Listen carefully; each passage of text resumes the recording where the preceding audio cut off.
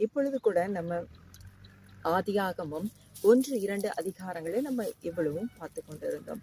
That means ஆகாய விருவையும் சமுத்திரத்தையும் சமுத்திரத்து மச்சங்களையும் திரள் திரளாக தேவனாகிய கர்த்தர் எவ்வளவு அழகாக சிருஷ்டித்தார் என்று பார்த்தோம்.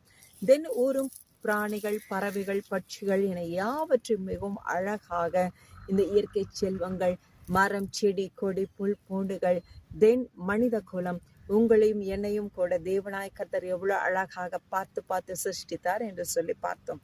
ஹல்லேலூயா. தாயின் கருவில உருவாகும் முன்னே உன்னை பெயர் சொல்லி அழைத்திருக்கிறேன்.